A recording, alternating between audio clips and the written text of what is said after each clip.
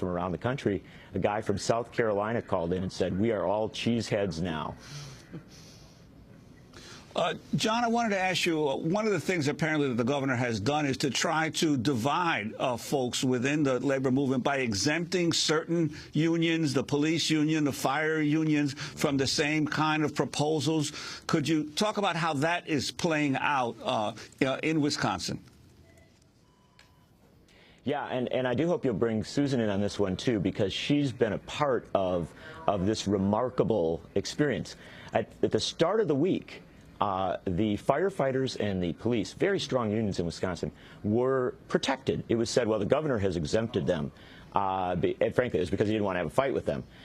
As the week went on, because of the very, very close relations between Susan's union, Madison Teachers Incorporated, and the Madison Firefighters Local 311, an alliance was forged.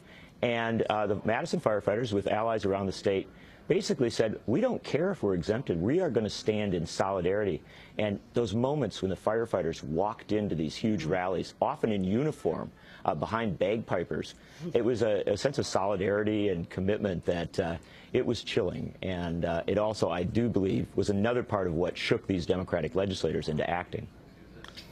Susan Stern, how your union handled that, the attempt to divide the labor movement by the governor? I'm sorry, pardon me? Could you tell us about how your union responded to that, the attempts for the governor to divide some of the municipal unions from firefighters and police and other unions? Thank you. Sorry, I was having a hard time hearing you. When the firefighters walked in yesterday to the Capitol, I was standing with a huge group of teachers. It brought tears to people's eyes. We're not divided, and the police officers have been standing with us. The firefighters have been standing with us. There are steel workers out there. There's nurses out there. And it's a loud environment out at the Capitol. It's very peaceful. And we feel really united. Talk about the education cuts that have been proposed, Susan Stern. Well, I'm glad you brought that up because this is a much bigger issue than the money, but the money is important, and there are teachers who are not going to be able to pay their rent or pay their mortgage with these cuts. There are teachers talking about needing to take second jobs or getting different jobs, and that's really important. The teachers and the other workers are not the people who are making big money in this state to begin with, and they work to take care the teachers work to take care of the children in our state, to educate them, to give them a quality education. And it's hard work, and we do it because we love it. And to take pay cuts and think about having working conditions that would be really difficult to teach in, because, you know, when we bargain, it's not just for financial issues, it's also for things like class size, it's also for things like prep time. And so I know you asked about the finances. I mean, that's a big hardship, and people are thinking about that, and people are worried.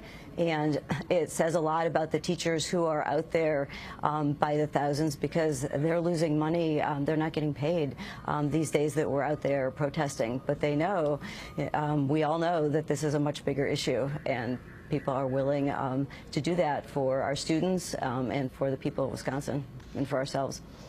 John, could you put what's happening in Wisconsin in the national context? We were talking with Noam Chomsky yesterday on the show about in the past few months this enormous campaign that is going on against workers' pensions, against demanding the elimination of tenure for teachers in many states, and of course anti-union laws being introduced in a variety of states.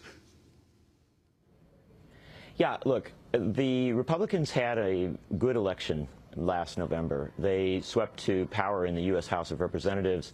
They also swept to power in a lot of states. And unfortunately, most of our national media tends to cover what goes on in Washington. They don't pay as much attention to the states. That's why what's happened here in Wisconsin is very exciting, because it sort of forced some of these, what are thought of in Washington as second or third tier issues, into the forefront.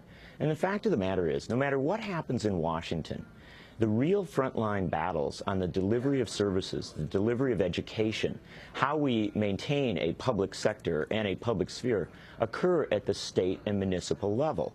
And these are where the cuts have been most severe.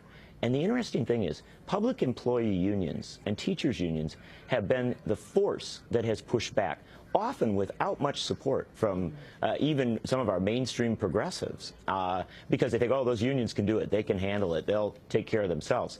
Well, what's starting to happen, I believe, is that folks much beyond the union sphere are beginning to recognize that these unions do a lot more than just represent their workers.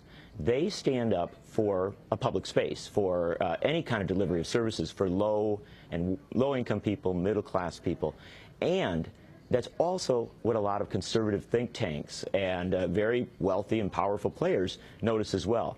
They know that if they can undermine the unions, if they can destroy the ability of public employee unions to collectively bargain and to participate in our public process, to petition for the redress of grievances, if you will, then they are going to have a dominant power that won't just go from one election to the next, but could extend for a long time.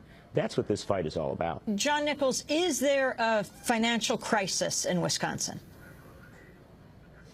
No, there is no financial crisis in Wisconsin.